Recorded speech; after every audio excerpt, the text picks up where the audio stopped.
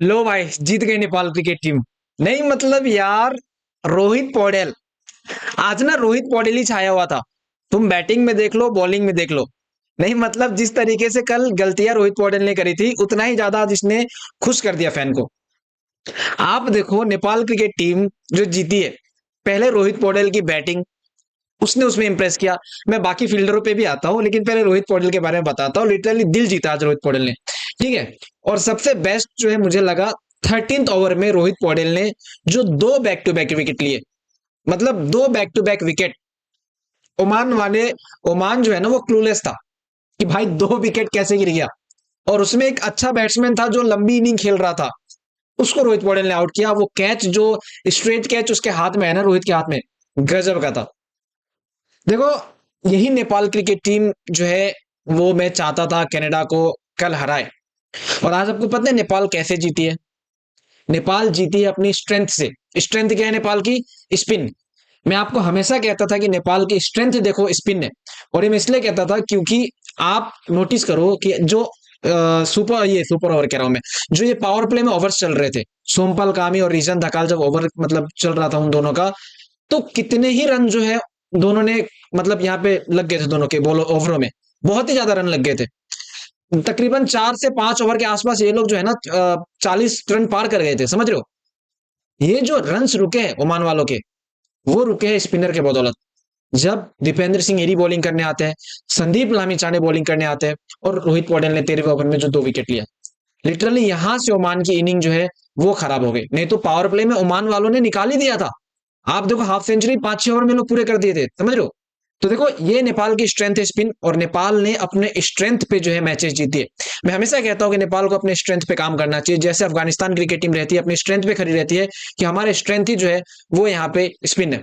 खैर, आज आप कह सकते हो बहुत ही दिल जीतने वाली यहाँ पे इनिंग जो है रोहित पौडेल ने बैटिंग में करी।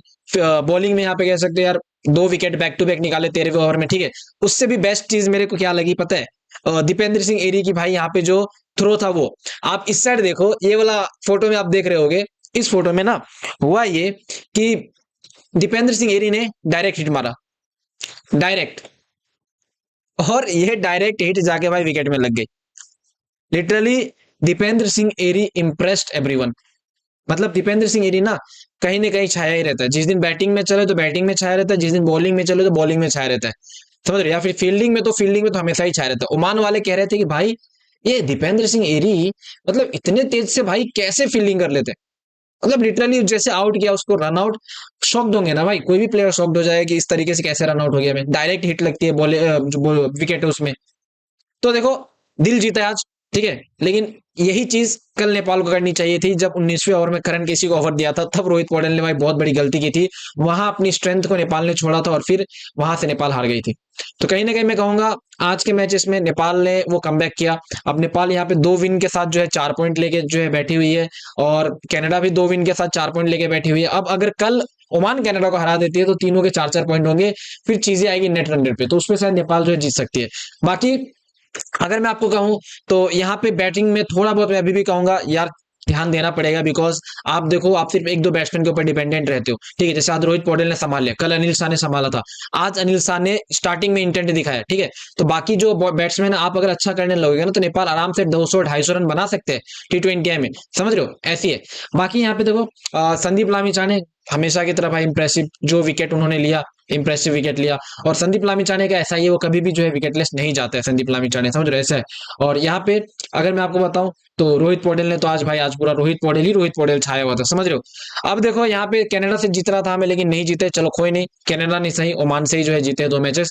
एंड ये नेपाल का आखिरी मैच था। नेपाल यहाँ से सीधा यूएसए जाएगी। बाकी इसको लेकर आपको जो कुछ कहना है नीचे कमेंट में बताना। मैं जनरली जानना चाहूंगा इसके बारे में क्या सोचते हैं।